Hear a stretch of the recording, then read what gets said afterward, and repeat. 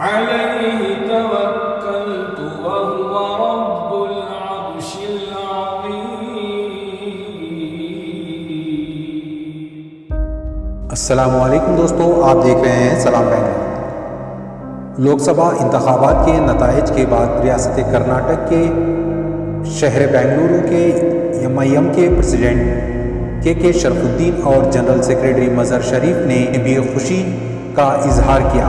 उन्होंने कहा कि असदुद्दीन ओवैसी साहब 5वीं बार पार्लियामेंट में शामिल होंगे।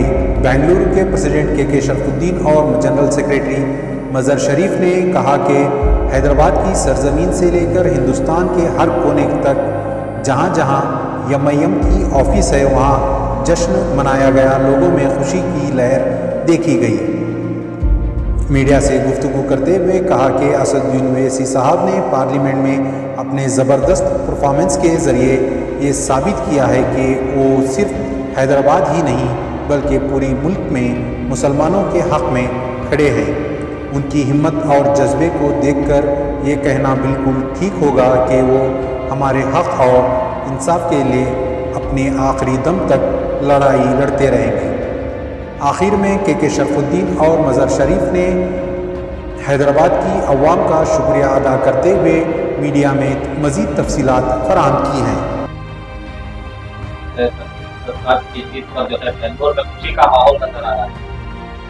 अल्हम्दुलिल्लाह, अल्लाह का बहुत ही बड़ा एहसान है कि अल्लाह ताला ने जो है अली जनाब बैरिस्टर असदुद्दीन ओवैसी साहब को फिर एक मरतबा जो है पार्लियामेंट में बेबाकी के साथ पूरी हर वो ज़ात की, हर वो जमात की, हर वो इंसान की, हर वो फ़िरक़े की बात करने के लिए अल्लाह ताला ने फिर वापस चुनकर भेजा।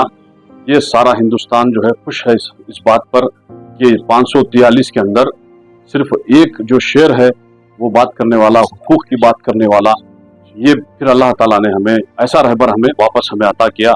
हम बहुत खुश हैं इस बात को लेकर के।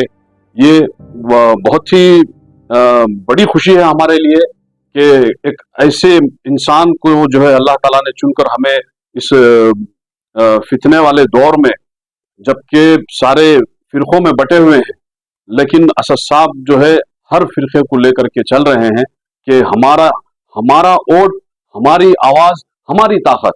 ये आज जो है हम सोचकर, हम उनकी सोच ये है कि जो है हमारा वोट जो है हमारी आवाज़ कोई दूसरा नहीं उठा सकता, हमारे मसाइल कोई दूसरा हल नहीं कर सकता। तो इसलिए जो है ये सारी पूरे भारत के अंदर फिर करके अल्लाह ताला ने, जबकि इनको अल्लाह ताला ने इनको इज्जत से नवाजा, अल्लाह ताला ने इनको शोहरत से नवाजा, अल्लाह ताला ने इनको दौलत से नवाजा, लेकिन फिर कभी वो ना किसी के मोहताज हुए, ना किसी के पास जाकर झुके। अल्लाह ताला ने हमेशा उनको जो है बेबाकी के साथ जो है आवाज उठाने की अल्लाह उनको और हिम्मत दे। अल्लाह ताला उनकी उम्र में बरकत अता फरमाए। अल्लाह उनको जो है अल्लाह सेहत की दौलत से माला माल करे। अल्लाह उनको उनका साया तादेर तक जो है सारे उम्मत मुस्लिमा पर रखे। इंशाअल्लाह आने वाले दिनों के अंदर जो है असद साहब ने खुले तौर पर इलेक्शन से पहले, रिजल्ट से पहले जो है असद साहब ने खुले तौर पर, खुले अल्फाज में बताया कि चाहे कोई भी पार्टी सामने आए मैं उसका साथ दूंगा, लेकिन बीजेपी को साथ नहीं दूंगा। बीजेपी के अलावा चाहे कोई भी पार्टी हो। इसका मतलब यह है कि हमारी जमात जो है सेकुलर पार्टियों को लेकर चलने की, लेकिन असद साहब का 8 साल पहले ये इनकी सोच थी, इनकी फिक्र थी कि थर्ड फ्रंट लेकर आए। इन्होंने बैरिस्टर असदुद्दीन ओवैसी साहब ही ने ये प्लान को जो है शुरू किया था। हर वो रीजनल पार्टी को बात करके जो है इनसे बात, पहले वो बात करने वाले बैरिस्टर असदुद्दीन ओवैसी साहब थे।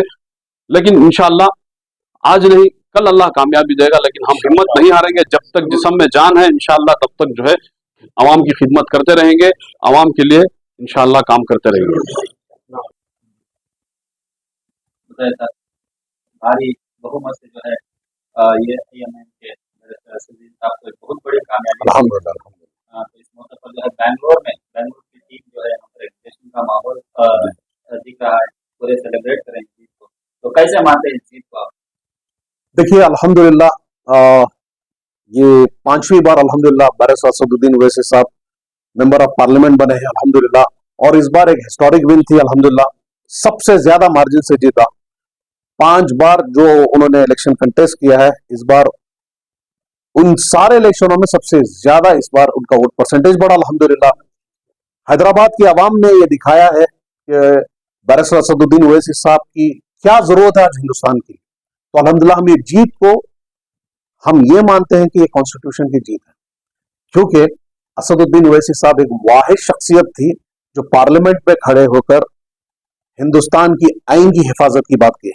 तो उन्होंने ये जो अहम जो फैसला लिया, लोगों के अंदर आम करना, ये शऊर दिखाने की कोशिश की, लोगों के अंदर ये शऊर जगाने की कोशिश की कि हिंदुस्तान की आइन की, कॉन्स्टिट्यूशन की इंपॉर्टेंस क्या है, उसको जिंदा रखना, उसको बरकरार रखना, उसकी अहमियत बताई। तो आज उसी की कामयाबी असदुद्दीन ओवैसी साहब को मिली है। अल्हम्दुलिल्लाह सारे हिंदुस्तान में इसका जश्न हो रहा, हर जगह जहां मजलिस इत्तेहादुल मुस्लिमीन के ऑफिसर्स है, हैदराबाद में भी पिछले 3 दिनों से सेलिब्रेशन चल रहे हैं। हम वहां भी थे, तो हम माजरत चाहते हैं कि हम यहाँ पे थोड़ा लेट किए क्योंकि हमें वहां होना था। तो अल्हम्दुलिल्लाह हमने ये जो खुशी है हमें बड़ी, सब सारे मैं समझता हूँ हिंदुस्तान में हर बैकवर्ड, आज हर पिछले तबके के हर लोग खुश है कि असदुद्दीन ओवैसी की आवाज फिर से पार्लियामेंट में हैगी। एक तो तरफ ये जो है जी जश्न का माहौल है, दूसरी तरफ जो है मायूसी नजर आ रही है, कहीं ना कहीं ये के नंबर्स कम हुए हैं। उम्मीद थी 3 भी जीत कर जी आएंगे। अल्हम्दुलिल्लाह, लेकिन देखिए आप उसमें मायूसी तो होगी, देखिए लेकिन अवाम की देखिए अवाम का जो फैसला होगा उसको कबूल करना चाहिए। बावजूद इसके औरंगाबाद में इम्तियाज जलील साहब पिछली बार से ज्यादा वोट लिए, पिछली बार से 50,000 से ज्यादा वोट लिए, लेकिन हम अकेले खड़े होके खेले, हम अकेले होकर लड़े, हमने किसी की टीम नहीं बनाई, हम किसी के टीम नहीं बने। तो आज इस इलेक्शन में हमने बता दिया कि लोगों के जहनों में ये गंदगी जो डाली थी, हम इसकी टीम है उसकी टीम है, वो खत्म हो गई। हम किसी की टीम नहीं, सिर्फ अल्हम्दुलिल्लाह अल्लाह की टीम है हम। अल्हम्दुलिल्लाह वो हमने दिखाया, हमने अकेले लड़ते हुए जो भी जीत हासिल की, आवाज तो रहेगी। बैरिस्टर असदुद्दीन ओवैसी की आवाज 543 जो सांसद हैं उनसे सबसे बड़ी आवाज असदुद्दीन ओवैसी साहब की रहेगी। इंशाल्लाह हुकूक के लिए लड़ेंगे इंशाल्लाह।